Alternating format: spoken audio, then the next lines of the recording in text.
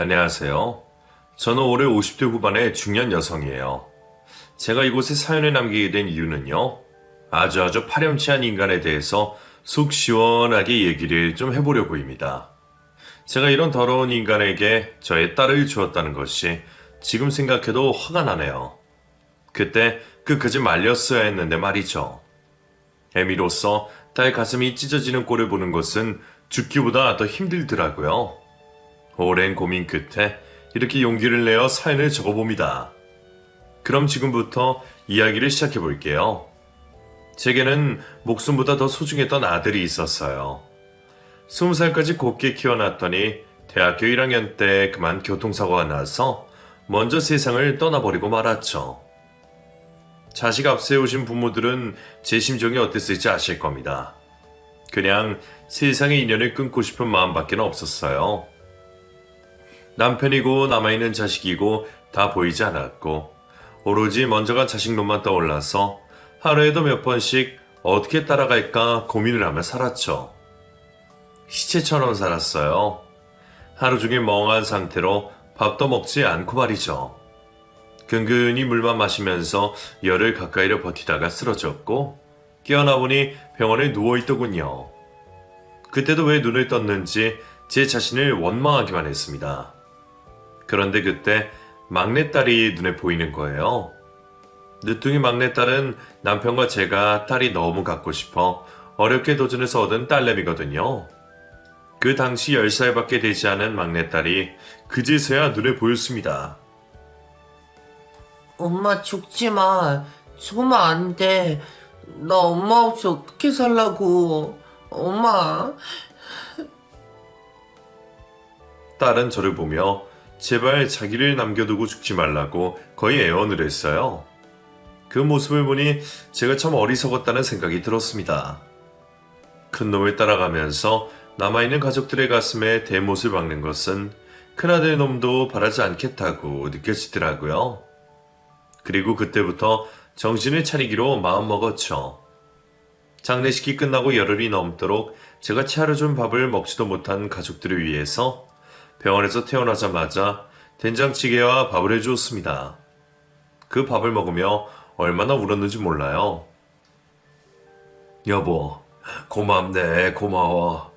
우리 아들이 하늘에서 다 보고 있을 거야. 엄마 힘내라고 응원하고 있을 거라고. 우리 조금만 힘내보자. 그래서 우리 아들 멋진 곳에서 나중에 다시 만나자. 남편의 말에 저는 아무 말도 하지 못한 채 하염없이 울기만 했습니다. 그렇게 큰아들을 가슴에 묻고 저는 열심히 살았어요. 남아있는 둘째, 셋째 아이들과 남편이 저를 응원해 주었고 저도 많이 노력해서 일상의 모습을 조금씩 찾아갔어요. 특별한 날이 아니더라도 그냥 언제라도 큰아들이 묻혀있는 곳을 찾아가서 울고 오기도 하고 낮은 목소리로 있었던 일을 읊조리기도 하고 그러다 보니 조금 기분은 괜찮아지더라고요. 그리고 그곳에서 저와 같은 아픔을 가진 사람도 만났고 이런저런 이야기도 나누었습니다. 세월은 그렇게 흘러갔고 저는 조금씩 늙어가고 있었어요. 저희 집은 시골 조용한 마을에 있는 곳이었는데 남편은 농사를 짓고 저는 짬짬이 부업도 하고 농사에도 도우며 그렇게 살아가고 있었죠. 작은 아들은 어느덧 성인이 되어 대학교 기숙사에서 머물고 있었고 제 품 안에는 딸 자식 하나 남아있더라고요. 이곳 시골에는 여러 가지로 부족한 것이 많아서 젊은 사람들은 거의 오지 않는답니다. 이 동네 자식들도 성장하면 하나 둘이 동네를 떠나기 마련이거든요. 넓은 세상에서 많은 것을 접하면서 살아야 한다고 저도 생각하고 있기 때문에 언제라도 자식들을 좋은 곳으로 보낼 마음의 준비를 하고 살아가고 있었습니다. 그래도 아들과 다르게 딸이 자라다 보니 걱정이 되더라고요. 고등학교에 다니고 있는 딸이 이곳을 떠나 낯선 곳에서 혼자 살아야 할 것을 생각하니 여간 걱정이 되는 게 아니었어요. 남편은 여자는 혼자 살기 위험하니까 제가 끼고 살자고 말을 했지만 현실적으로는 거의 불가능한 일이었어요. 그럼 여기서 농사일이나 하고 공장이나 다녀야 하는데 어렵게 얻은 딸을 그렇게 만들고 싶지 않았거든요. 제가 시골에서만 자라서 못 배우고 그렇다 보니 제 딸만큼은 남들이 다 다니는 대학교도 다니고 하고 싶은 건 마음껏 하면서 살기를 바랬거든요. 딸은 별다른 학원도 다니지 않고 혼자 열심히 공부를 했고 꽤 괜찮은 대학교에 진학하게 되었습니다. 대학교 기숙사에서 지낼 수밖에 없었는데 여간 걱정이 되는 게 아니더라고요. 워낙에 무서운 세상이기도 하고 그래서 딸이 있는 학교에 한 2년간은 자주 다녔던 것 같아요. 그 후로는 조금 익숙해졌는지 저도 조금씩 마음을 놓기 시작했습니다. 그리고 그때쯤 딸아이가 주말이나 방학 때도 집에 잘 내려오지 않고 연락도 자주 안 하더라고요. 뭔가 느낌에 연애를 하는 것이 아닌가 하는 생각이 들어서 딸에게 물었죠. 너 요즘 왜 이렇게 집에 안 와? 어? 혹시 뭐 연애하느라 바쁜 거야? 어? 엄마, 어떻게 알았어? 깜짝 놀랐네. 나 남자친구 생겼어, 엄마. 아이고, 우리 딸이 벌써 이렇게 컸네. 그래, 뭐 하는 사람이야, 어? 몇 살이고, 어디 사는데? 엄마, 하나씩 천천히 좀 물어봐봐. 우리 학교에 군대 제대하고 복학한 선배인데 나한테 진짜 잘해줘. 그리고 있잖아. 그게 뭔데 그래? 무슨 말 하려고? 남자친구가 우리 큰오빠랑 많이 닮았어. 나도 그래서 더 정이 갔던 것 같아. 엄마도 보면 놀랄걸? 딸아이는 새로 생긴 남자친구가 죽은 큰아들의 놈과 많이 닮은 것 같다는 말을 하더라고요. 순간 잊고 있던 큰아들의 이름을 듣자 가슴이 벌렁벌렁 거렸습니다. 딸아이는 잠시 후 남자친구와 둘이 찍은 사진을 보내주었는데 제가 보기에도 정말 많이 닮았더라고요. 사진만 보았을 뿐인데 정말 착해 보이고 정이 가는 것이 진짜 제 사람이다 싶었습니다. 다른 건 자세하게 물어보지도 않고 그저 그 친구의 모습만 보고도 충분히 정이 갔어요. 남편에게도 보여주니 정말 많이 닮았다고 하더군요.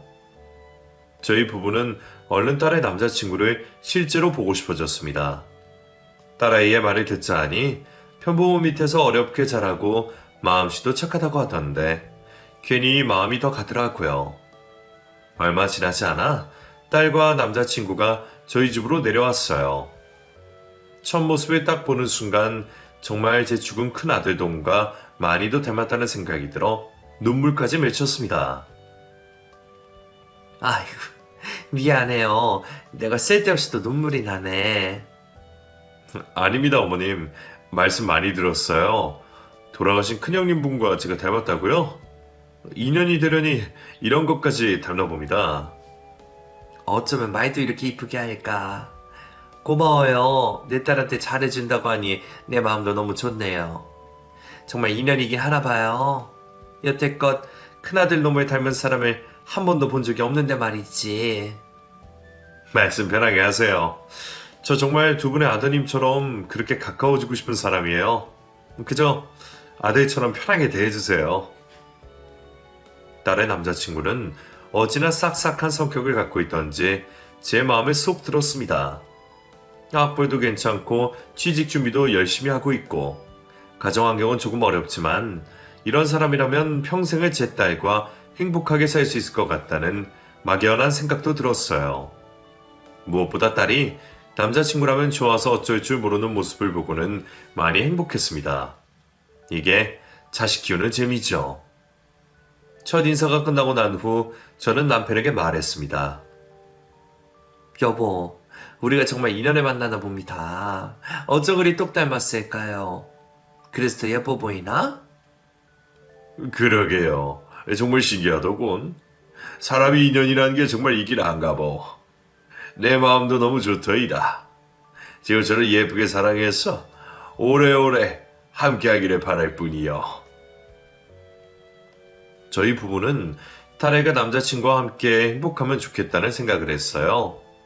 그리고 그 후로도 지속적으로 저희 부부와 만남을 가지면서 저희는 자연스럽게 가족 같은 분위기가 되었죠.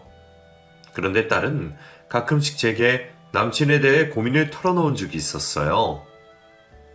엄마, 근데 오빠 말이야. 너무 욕심이 많은 것 같아. 야망 같은 거 말이야. 그런 것이 있어야 이 험한 세상을 잘 살아가지.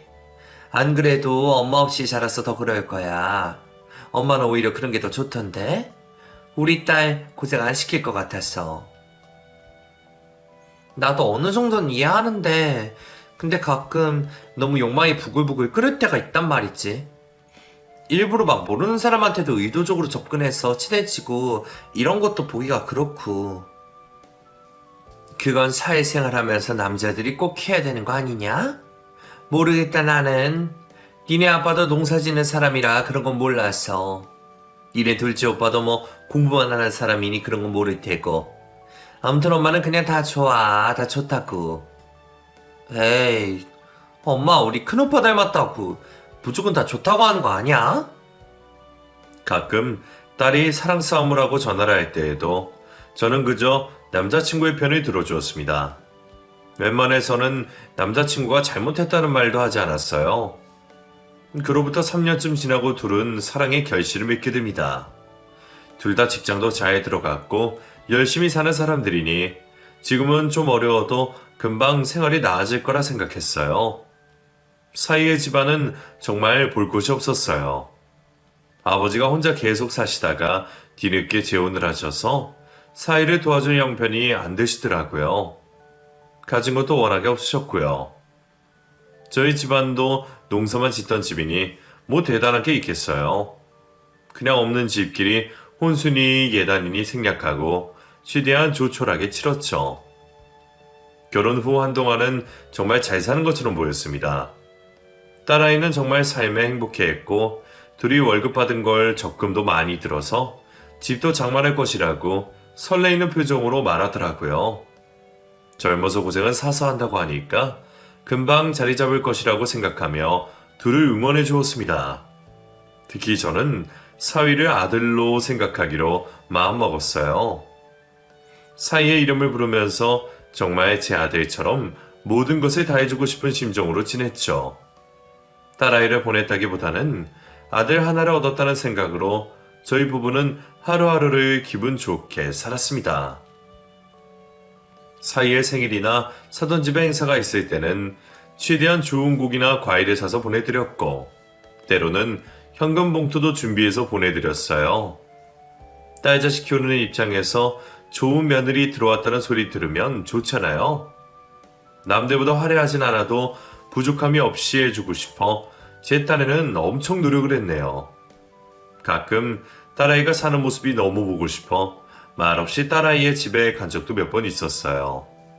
그럴 때마다 딸은 연락도 안 하고 왔느냐고 하면서도 좋아서 저희 부부를 반기는 모습이 너무 귀엽고 좋더라고요.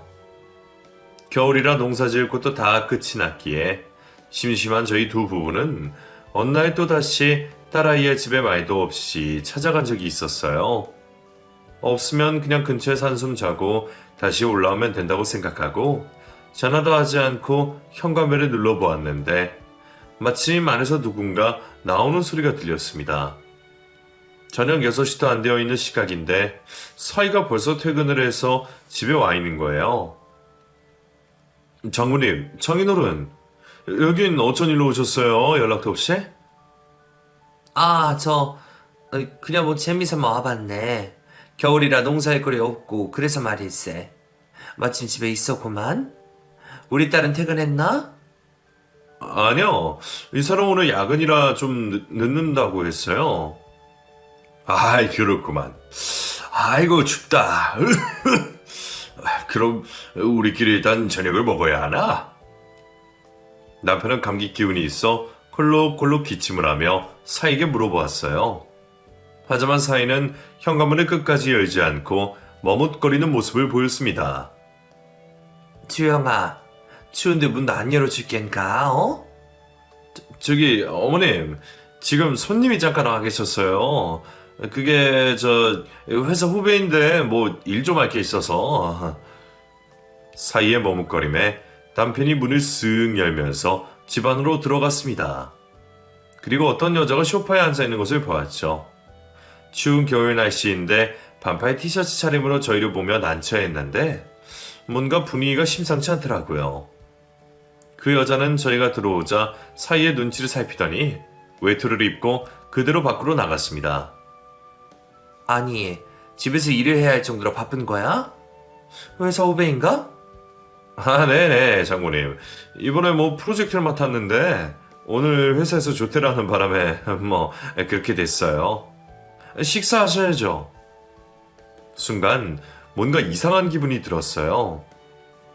아무리 저희 부부가 시골 노인네라고 하지만 회사에서 일을 안 하고 아내도 없는 집에 여자 후배를 데리고 단둘이 있다는 게 좀 그렇더라고요.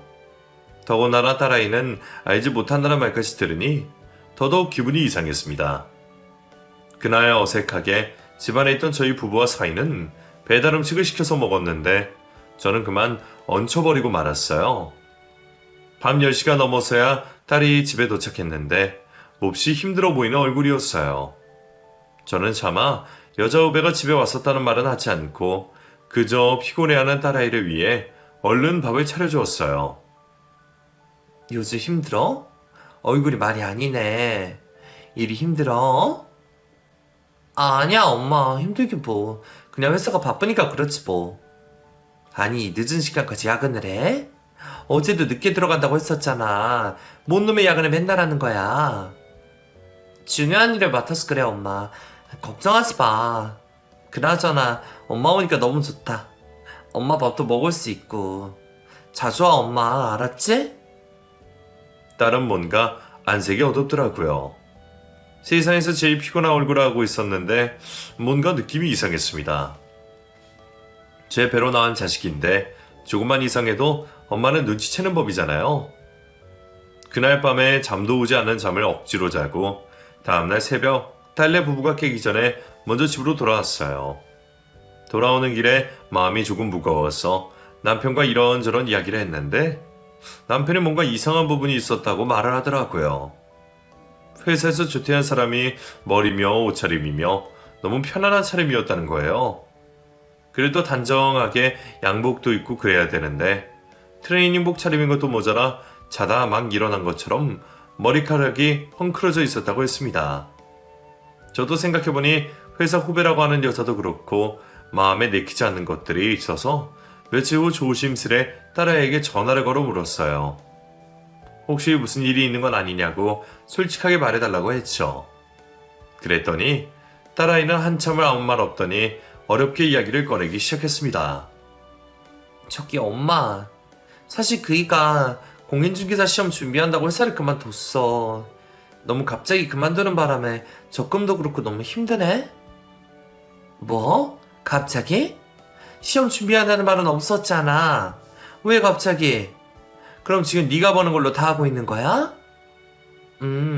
사실 너무 피곤한데 야근 수당도 더 챙기고 해야 지금 벌려놓은 생활비를 감당할 수 있을 것 같아서 적금도 하나 해약했어.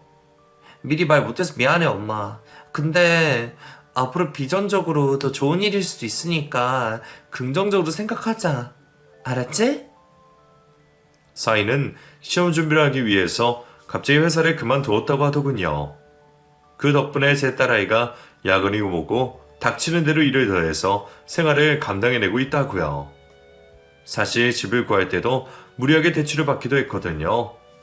저나 사돈 집이나 돈을 많이 보태줄 형편도 못 되었으니 말이죠. 그 대출이자랑 원금도 갚고 적금도 붙고 그러느라 둘이 불어도 빠듯한 살림살이였는데 얼마나 힘들겠어요.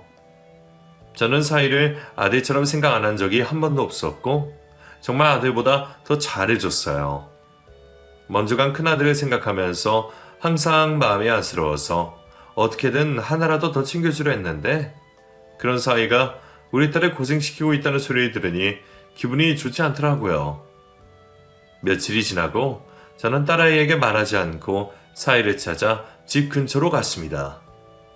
일도 안 하고 집에서 공부를 한다고 했으니 분명히 집에 있을 것 같았거든요. 집 근처에 다다라서 전화하려고 한 순간 사이는 어떤 여자와 함께 집에서 나와서 다정하게 걸어가고 있었습니다. 뭐가 그리 즐거운지 얼굴에는 웃음이 가득했는데 그 여자의 얼굴을 자세히 보니 그때 회사 후배라고 했던 그 여자인 것 같더라고요. 아무래도 뭔가가 수상한 마음에 저는 사이의 이름을 크게 불렀고 쫓아가서 화를 냈어요. 자네 지금 뭐 하는 건가? 이 여자는 누구고? 또 집에서 일했나? 정모님, 여긴 갑자기 어떻게... 내가 여기 온 게 중요한 게 아니라 자네가 이 여자랑 집에서 뭘 하고 나왔는지가 난 더 중요하네. 회사 그만뒀다는 얘기도 다 들었으니까 거짓말할 생각하지도 말게나. 사이는 그 여자에게 집으로 가라고 말을 하더니 갑자기 제 앞에 무릎을 확 꿇었어요. 잘못했습니다. 장모님, 저 이 여자 사랑해요. 능력도 있는 여자고 제 앞길도 책임져 준대요. 그래서 저 이 여자랑... 뭐가 어째? 내가 지금 무슨 소리 들을겐가?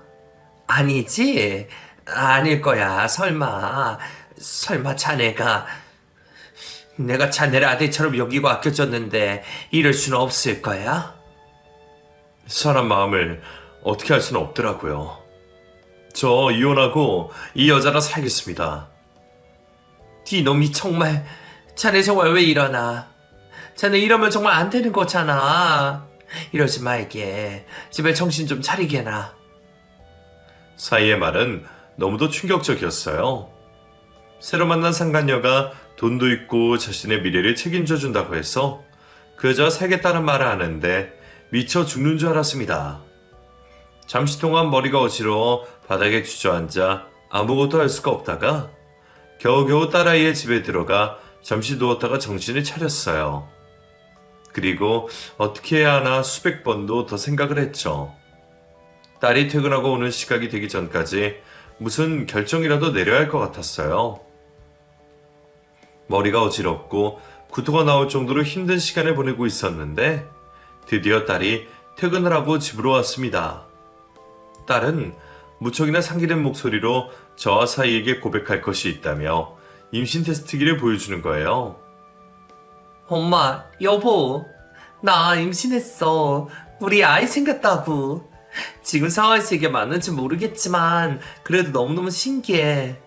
내 뱃속에 새 생명이 있다니 너무 신기해. 믿겨져? 여보, 지금 이거 믿겨져? 딸아이는 임신을 했더군요. 그 말을 듣는 저는 그만 그 자리에 털썩 주저앉아 눈물만 흘렸어요. 사이놈도 눈빛이 피하면서 뭐라고 말도 하지 못하고 있었고요. 제 딸이 불쌍해서 죽는 줄 알았습니다. 영문도 모른 채 저를 보며 딸아이는 말했어요. 엄마, 그렇게 좋아, 어? 엄마 이제 할머니 되는 거라고. 근데 엄마 혼자 왔어? 고속버스 타고? 아빠는? 왜 같이 안 왔어? 나 엄마가 해준 밥 먹고 싶어. 임신하니까 그런가 봐. 그래, 우리 딸 정말 장하다, 장해. 그래, 엄마가 맛있는 밥 해줄게. 조금만 기다려. 저는 울면서 밥을 차려주었어요. 딸아이는 제가 차려준 밥을 너무 맛있게 먹었고 그 모습을 본 저는 또다시 눈물이 막 흘렀습니다. 그 순간 머릿속에는 5만 가지 생각이 들었고 결국 그날 밤 막차를 타고 집으로 내려오면서 사이의 마음을 돌려보기로 마음먹었어요. 아이까지 생긴 마당에 이혼이라뇨. 이게 말이나 됩니까? 남자들은 어차피 조금 한눈을 팔다가도 시간이 지나면 가정으로 돌아온다고 하잖아요. 그냥 한순간의 불장난이라 생각하고 사이의 마음을 돌려보기로 작정했어요. 큰 마음을 먹고 사이에게 따로 만나자고 말을 했고 저는 마음속에 있던 얘기들을 꺼냈습니다. 주영아, 이서방, 난 자네를 단 한 번도 아들로 생각해보지 않은 적이 없어. 그거 알지, 어? 아들이 어떻게 엄마를 배신하나, 안 그래? 이제 아이도 생겼으니 가정으로 돌아올 거란 믿네. 장모님, 그게 있잖아요. 저 사실 이혼하고 그 여자랑 살기로 이미 다 마음 먹고 약속까지 한 상태라. 안 그러면 그 여자가 다 말할 거예요, 아마. 그 여자 보통 아니거든요. 지금 제게 돈까지 주면서 저를 챙겨주고 있는데 제가 이러면... 뭐? 이 사람이 지금 무슨 소리를 하는 겐가? 그럼 곧 태어날 아이를 애비 없는 자식으로 만들겠다는 건가? 그래? 정신 차리고 가정으로 돌아와야지. 이쯤에서면 됐잖아. 뭐가 부족한가? 돈이야? 돈 때문에 그러면 내가 그 여자한테 받아 쓴 거 다 주겠네. 내 적금해서 줄 테니까 기다려. 저는 그 후로 적금 든 것까지 깨서 사이에게 주었어요. 이 돈 받고 그 여자한테 다 주고 모든 것 깔끔하게 끝내라고요. 제 딸을 불행하게 만들고 싶지 않은 에미의 마지막 몸부림이었던 것 같아요. 절대로 딸에게는 얘기하지 말고 앞으로 헌신하며 살라고 결국에는 다짐을 받아냈습니다. 사이도 아마 아이까지 생긴 마당에 어쩔 수가 없는 것 같더라고요. 평온하게 세월은 흘러갈 줄 알았어요. 아이도 태어났고 이제 더 이상 바랄 것은 없다고 생각했죠. 사이는 시험에 합격하지는 못했지만 그래도 미안한 마음에 알바 자리라도 구하려고 애쓰는 모습에 마음을 잡았나 보다 했습니다. 저는 걱정이 되어 가끔씩 딸에게 전화를 걸어 사이가 몇 시에 오는지 속썩이는 일은 없는지 물어보기도 했는데 별일 없이 평안한 것 같았어요.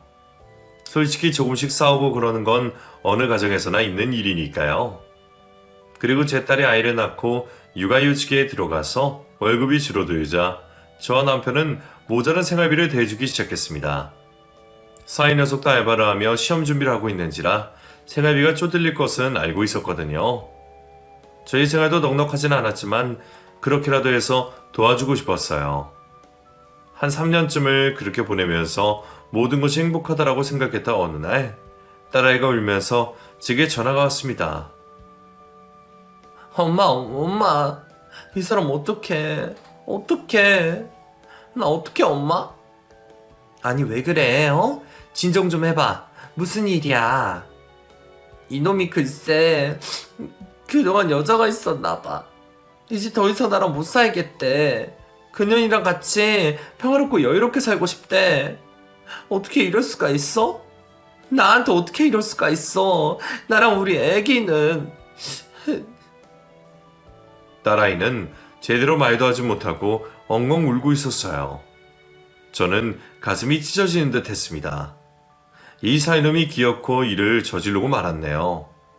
그리고 그동안 헤어진 로만 알고 있었던 그 여자와 계속해서 만남을 이어갔다는 배신감에 심장이 진정되지가 않았습니다. 저와 남편은 당장에 딸아이의 집으로 올라갔는데 사이놈은 그 사이에 간단한 짐만 싸서 이미 떠나버린 후였어요.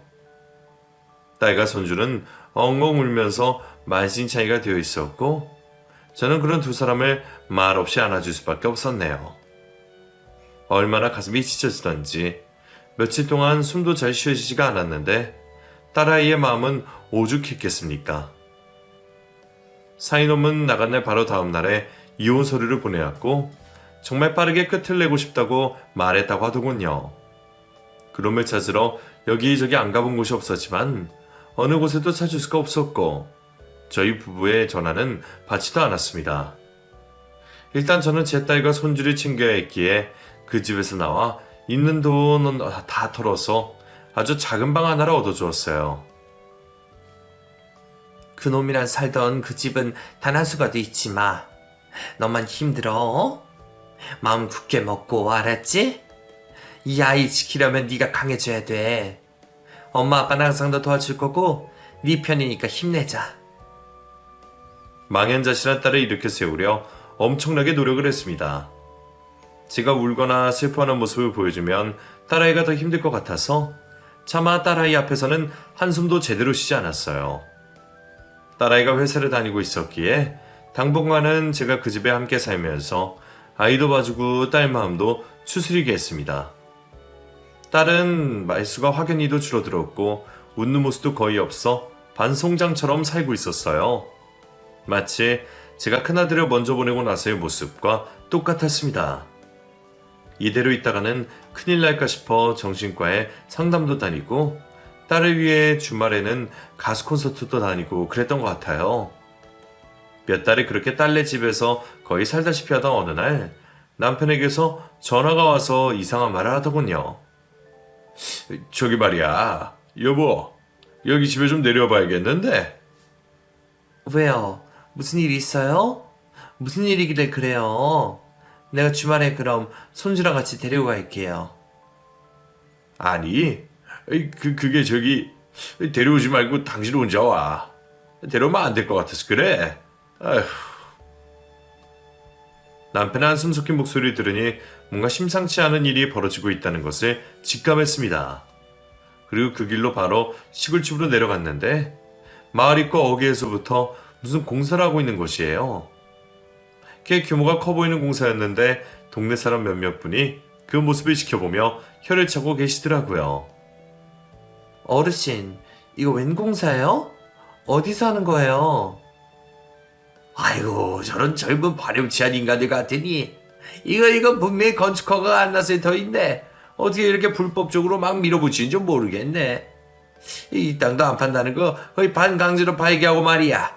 사람이... 네? 그게 무슨 말이에요? 누구길래 남의 동네 와서 이렇게 함부로? 신혼부부라고 하는데 뭐 어디서 낯이 많이 익은 것 같기도 하고 남자 여자 둘이 빤지르르하게 와서는 인사하더라고. 어디서 꼭 본 사람 같아? 동네 어르신의 말을 듣고 뭔가 불길한 예감이 들었는데 잠시 후 그게 현실로 다가왔습니다.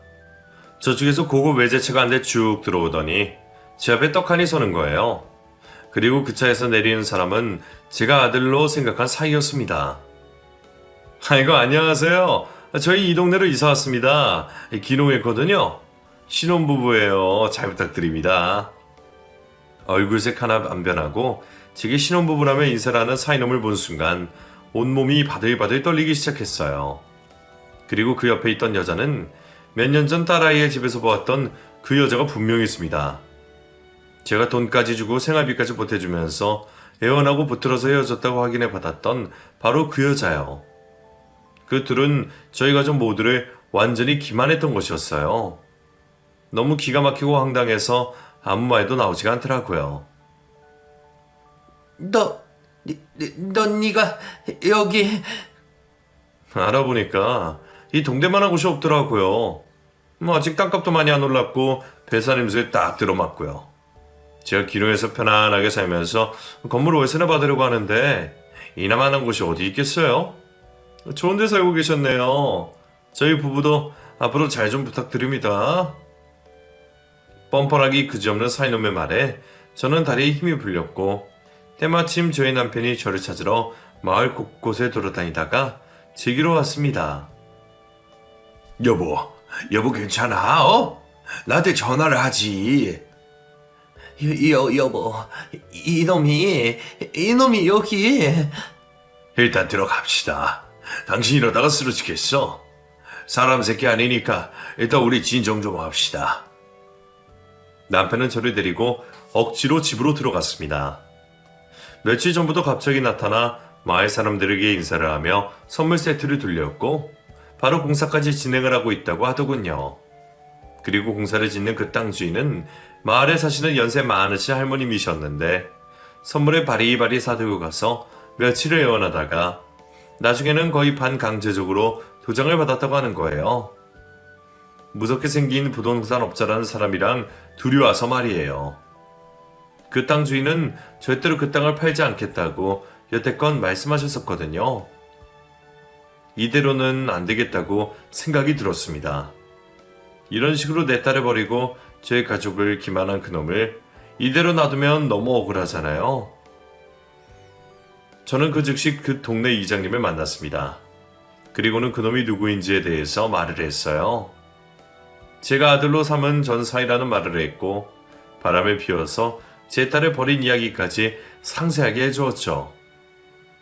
이장님을 비롯해서 같은 자리에 계셨던 어르신들은 기겁을 하셨어요. 아이고야, 세상이나 만상이나 어떻게 이런 일이 다 일어난다요? 아니, 세상 천지 벼락 맞을 놈이 어디 두꺼운 나쪽으로 여기까지 왔대요.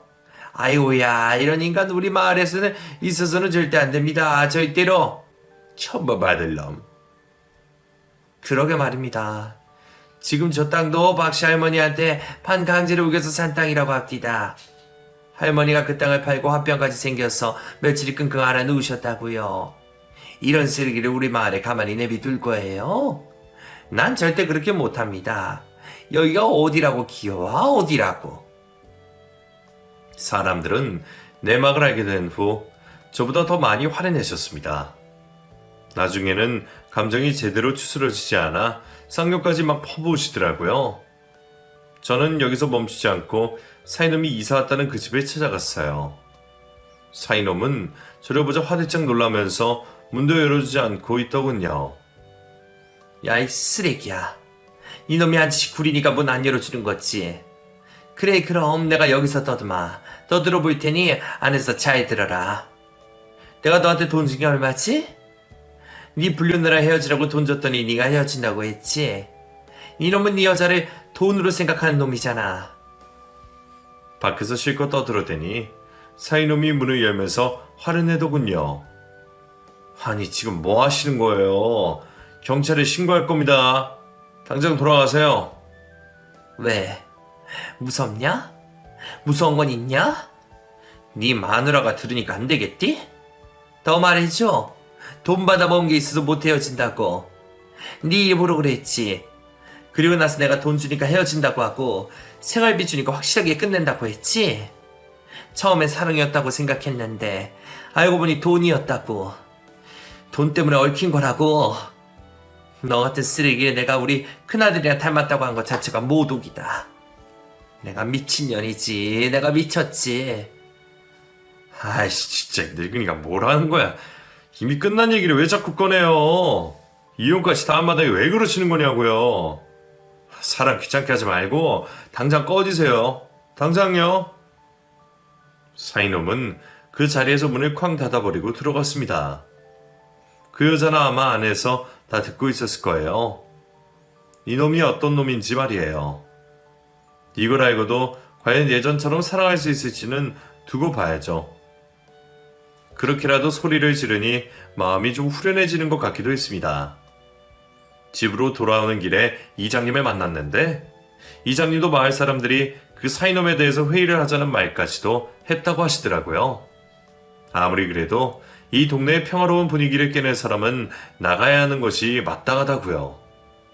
법적으로가 아닌 도의적인 문제이니까 꼭 지켜야 한다고 하셨습니다.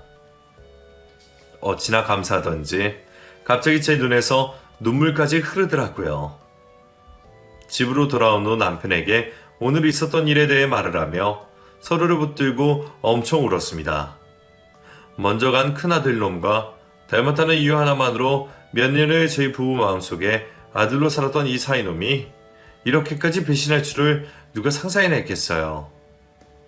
믿는 도끼의 발등을 지키니 더 가슴이 시리고 힘들더라고요. 며칠이 흐른 후 사이놈이 진행 중이던 공사는 중단되었습니다. 직원들이 이런저런 조사를 하고 나와서 공사를 못하게 했거든요. 어찌나 속이 시원하던지 그 땅 주인 할머니도 그 소식을 듣고 엄청 좋아하시더군요. 사이놈은 그 후로 아주 잠깐은 잠잠했어요. 집에 처박혀 있는 건지 나간 건지 비싼 수입 자동차는 보이지도 않았고 집안 하루 종일 불이 켜져 있는 것 같았군요. 그렇게 며칠이 지났는데 갑자기 사이놈이 저희 집에 찾아왔습니다. 술에 잔뜩 취해서 저희 집 문을 발로 막 차면서 소리소리 질렀어요. 문 열어! 감히 내 인생을 이렇게 망쳐? 당장 문 열라고 당장! 노인네들 내가 가만 안 둘 거야. 저희 부부는 문을 안 열어주고 버티고 있다가 하도 소란을 피우길래 잠시 후에 나가보았습니다. 이미 너무 시끄럽게 소란이 일자 동네 사람들 몇몇이 나와 계시더군요. 사이놈은 만취가 돼서 자기 몸도 제대로 가누지 못하는 상태로 말했어요. 내가 왜 나가? 내가 이 동네에서 왜 나가냐고. 내가 내 돈으로 땅 사서 건물 짓고 집 샀는데 내가 왜 나가? 아, 절대 안 나가. 당신들이 뭐라고 감히 나한테 이래라 저래라야? 죄 없는 사람을 마음대로 쫓아내는 게 정상이야? 입은 삐뚤어져도 말은 똑바로 해놔. 이놈의 인간아. 네가 정상이 아닌데 우리 보고 정상이 되어야 한다는 게 말이 돼? 너는 쓰레기야, 쓰레기. 저 자식 버리고 못된 짓 하고 온 인간을 여기서 환영해 줄 거라 생각하냐? 그것도 장모돈까지 받아 처먹었으면서 하는 짓 하고는 아주 꼬라지 웃긴다. 니네 아버지 욕먹이는 꼴 보이니까 좋냐 이거사? 왜 다들 나한테를 지랄이야. 당신들 때문에 우리 와이프도 떠나고 내가 정말 여기 다 불질러 버릴 거야. 다 박살내 버릴 거라고. 사이놈은 이미 이성을 잃은 상태로 막말을 짓거리며 말리는 동네 어른들을 밀치기까지 했어요. 그 과정에서 어르신 한 분이 논두렁 쪽으로 넘어지면서 구르셨고 결국 경찰까지 오고 병원에 가시고 난리도 아니었죠. 동네 분들은 입을 모아서 사이놈을 쫓아내자고 하셨고 결국 그 등살에 이기지 못하고 사이의 부인은 떠났습니다. 제가 그때 봤던 그 이야기를 듣고 먼저 떠날 결심을 했던 것 같아요. 자기를 돈으로 본다는 그 말을 듣고 어떤 여자가 좋아하겠습니까? 사이는 정말 좋은 사람이라고 생각했는데 어쩌다 지금 이 지경까지 오게 된 건지 모르겠네요. 결국 사이가 이 동네를 떠나고 나서 딸에게 그동안 이어난 일을 얘기해 주었습니다. 딸은 이제 더 이상 화도 내지 않고 가만히 제 이야기를 듣고 있었고 씁쓸한 표정만 짓더군요. 그러면서 제게 미안하다고 했어요. 이런 못난 사람 만나서 이런 꼴을 당하게 한 게 너무 미안하다고요. 그 말을 듣는 제 가슴은 갈기갈기 찢어졌습니다. 네가 왜 미안해? 그런 소리 하지 마라. 내가 미안해. 내가 네 오빠랑 닮았다고 좋아서 내가 먼저 잘해보라고 한 거 바보같이 왜 그랬었는지 모르겠다. 인생을 오래 산 이 애미가 사람 볼 줄도 모르고 그랬어. 정말 미안하다. 그 이야기를 끝으로 더 이상 딸과 사이에 대한 이야기는 하지 않았습니다. 그 후로 몇 달 동안 소식을 모르던 사이는 한번 저희 집에 찾아온 적이 있어요. 갑자기 난데없이 무릎을 꿇으면서 자기를 다시 받아달라고 하는데 얼마나 어이가 없던지요. 행색은 꼭 거짓고를 해가지고 입에서는 술 냄새가 진동을 했고요. 가진 것 하나 없이 홀딱 다 뺏기고 혼자서 갈 것도 없이 그러고 있나 보더군요. 예전 같으면 따뜻한 밥도 챙겨주고 했을 텐데 그러기엔 이미 너무 먼 길을 와버린 것 같네요. 당장 돌아가게. 여기가 어디라고 찾아와. 네가 네 자식한테 올바른 애비 모습 보여주고 싶으면 앞으로 인생 열심히 살아.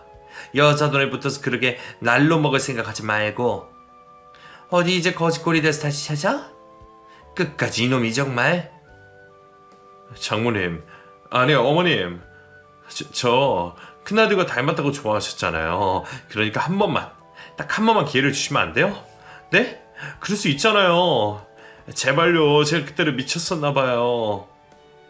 이놈이 어디서 그 일을 함부로 입에 담아. 이 더러운 인간 같으니라고. 당장 꺼져. 썩 꺼져. 네 자식한테 당당한 아빠가 돼서 나타나.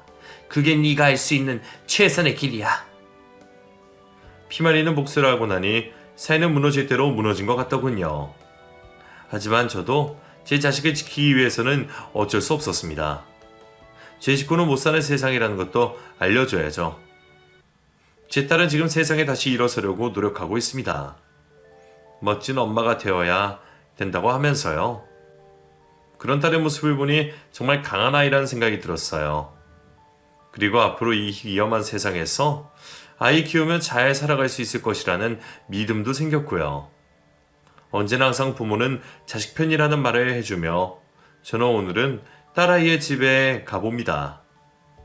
부디 저희 딸과 손주의 앞날에 행복만 있기를 간절히 바라보아요. 제 긴 글 어떠셨나요?